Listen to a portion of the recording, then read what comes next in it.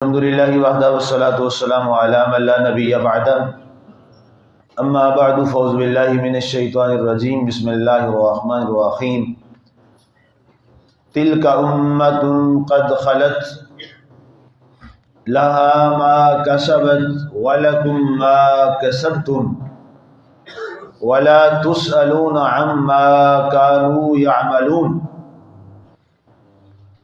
وہ ایک امت تھی جو چل بسی، اس کے لیے جو اس نے کمایا اور تمہارے لیے جو تم کماؤ، اور تم سے ان کے اعمال کے بارے میں سوال نہیں کیا جائے گا۔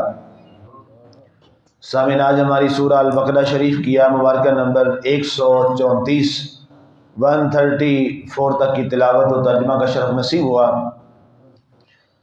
گفتگو ہماری چل رہی ہے جناب سیدنا ابراہیم علیہ السلام، جناب سیدنا اسحاق و ابراہیم علیہ السلام اور جناب یعقوب علیہ السلام اور اولاد یعقوب کے حوالے سے۔ آج کی آیت مبارکہ بھی بالکل اسی موضوع کی آگے ایک تفصیل ہے اور ایک اس کا نیا پہلو ہے، اور وہ پہلو یہ ہے کہ تلک امۃ قد خلت سے مراد ہے بنی اسرائیل کے وہ عظیم ہستیاں، وہ عظیم شخصیات جو پہلے گزر چکے۔ رب ذوالجلال نے فرمایا کہ اے بنی اسرائیل، یہ گمان تم مت کرنا کہ تم بڑوں کی اولاد ہو اور ان کی بنیاد پر تم سے اعمال کے بارے میں سوال نہیں کیا جائے گا۔ فرمایا ایسا نہیں ہے، وہ عظیم ہستیاں تھیں، ان کا مقام اور درجہ تھا، تو وہ ایک ایسی امت ہے، تلک امۃ قد خلت، وہ ایک ایسا گروہ اور جماعت ہے جو پہلے گزر چکا، وہ دنیا سے تشریف لے گئے۔ لہا ما کسبت ولکم ما کسبتم، ان کے لیے وہ جو انہوں نے کمایا اور انہوں نے کیا اس کا اجر اللہ انہیں عطا کرے گا، اور تمہارے لیے وہی کچھ ہوگا جو تم نے کیا ہے۔ اب ظاہر ہے یہ چیز بڑی قابل توجہ ہے اور غور طلب ہے کہ حضرت لوط علیہ السلام، آپ کی بیوی اگر وہ آپ کے مشن اور مقصد سے الگ ہوئی تو وہ ہمیشہ کے لیے جہنمی ہو گئی۔ اسی طرح جناب نوح علیہ السلام کا بیٹا اگر وہ کشتی میں سوار نہیں ہوا اور حضرت نوح علیہ السلام کے اس پیغام سے منحرف ہوا تو اللہ نے اسے غرق فرما دیا۔ بلکہ جب ظاہر ہے بیٹے اور باپ کا ایک فطری رشتہ ہے، آپ نے جب اس کے حوالہ سے بات کی تو قرآن میں موجود ہے، اللہ تعالیٰ نے فرمایا وَلَا تُخَاطِبْنِی، اے نوح علیہ السلام میرے ساتھ اپنے اس بیٹے نافرمان کے بارے میں بات مت کیجیے۔ اب آپ بتائیے، نبی کے بیٹے سے بڑھ کے تو کوئی بات نہیں ہو سکتی، نبی کی بیوی سے بڑھ کے تو کوئی بات نہیں ہو سکتی۔ اس کائنات میں سب سے عظیم جو نفوس قدسیہ ہیں وہ نبی اور رسول ہیں، ان سے بڑھ کے کائنات میں کوئی نہیں ہے، سب اس کے بعد ہیں، سب کا درجہ ان کے بعد ہے۔ اب لیکن اگر وہ اپنے شوہر کے طریقے پہ نہ چلی اور وہ بیٹا اپنے اس عظیم باپ کے، نبی اور رسول کے طریقے پر نہ چلا تو وہ گمراہ ہو گیا، برباد ہو گیا۔ رب ذوالجلال نے فرمایا لہا ما کسبت ولکم ما کسبتم، انہوں نے جو کیا وہ درست کیا اور ٹھیک کیا، اس لیے اللہ نے انہیں اپنا قرب خاص عطا کیا، لیکن تمہارے لیے وہی ہوگا اے بنی اسرائیل جو تم خود کرو گے اپنے لیے۔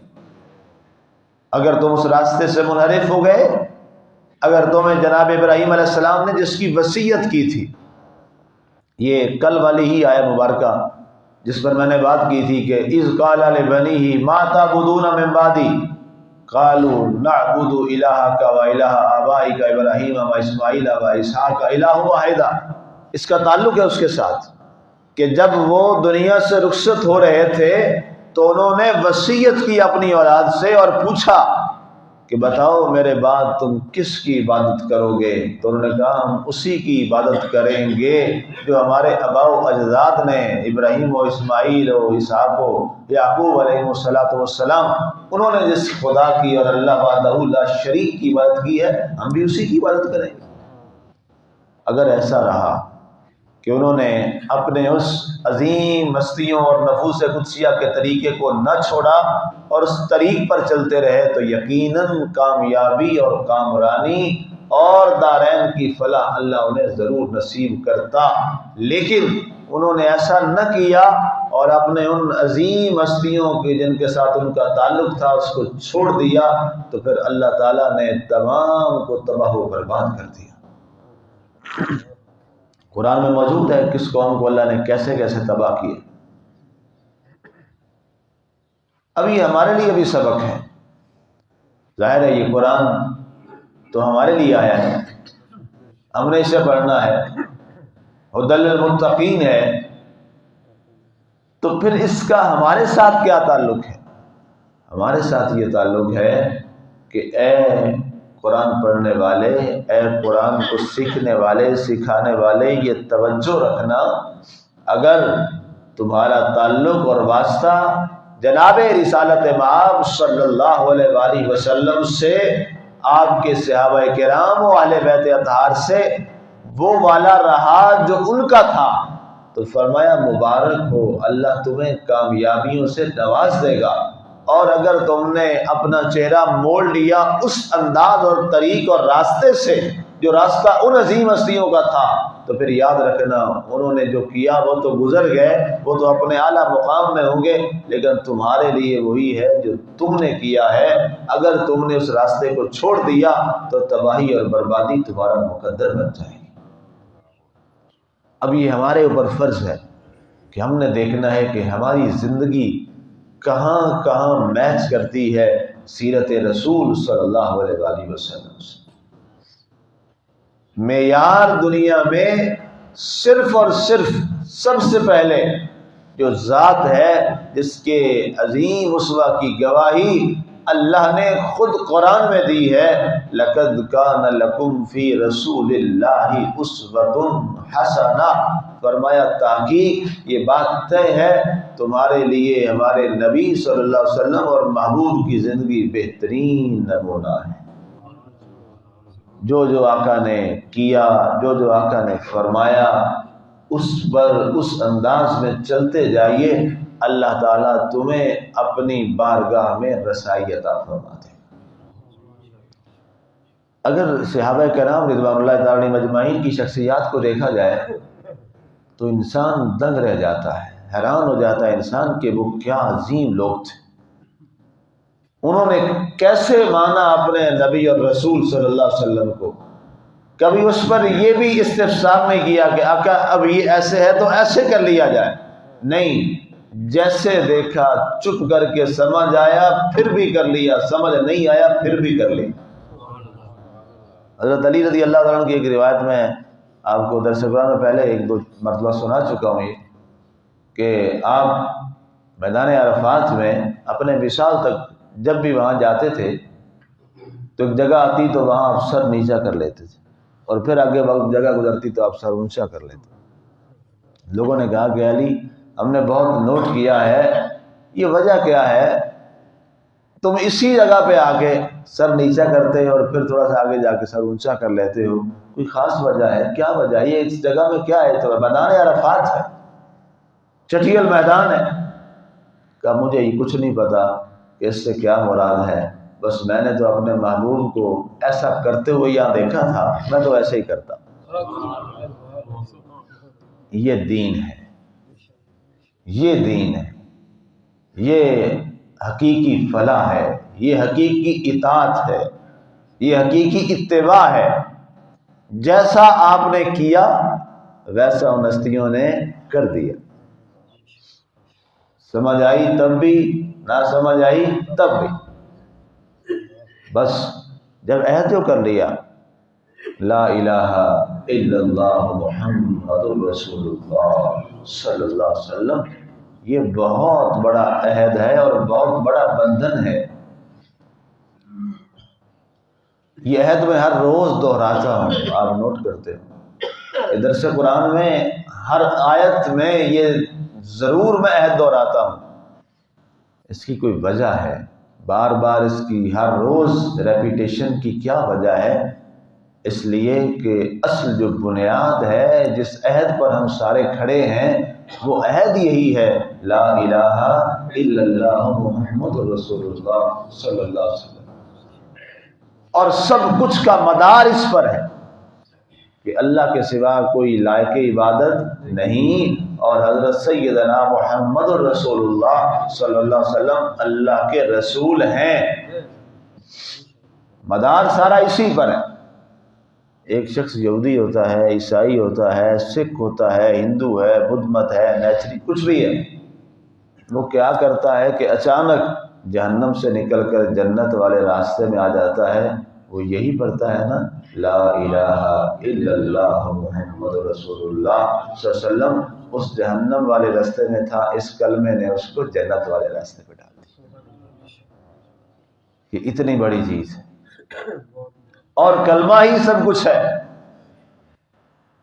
اسی لیے اللہ کے نبی صلی اللہ علیہ وسلم نے یہ اعلان فرمایا کہ جس کے وصال کے وقت آخری کلمات یہ ہوں گے، لا الہ الا اللہ محمد رسول اللہ صلی اللہ علیہ وسلم، اسے مبارک ہو کہ اس کی شہادت پوری ہو گئی، کہ اس کا خاتمہ بالخیر ہو گیا۔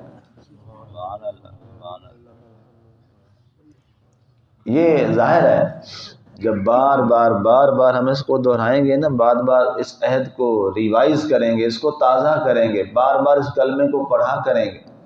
میں نے کہتا کہ روزانہ کم از کم 200 مرتبہ تو ضرور پڑھا کریں، سارے کم از کم۔ اور میں آپ کو تب کوئی بات کہتا ہوں جو پہلے خود کر لوں، ویسے میں نہیں کہتا۔ یہ پڑھا کریں، آپ کو اندازہ ہوگا، آپ کو اس کے اثرات ملیں گے زندگی میں کہ یہ کیا تلوار ہے، یہ کیا طاقت ہے، لا الہ الا اللہ محمد رسول اللہ صلی اللہ علیہ وآلہ وسلم۔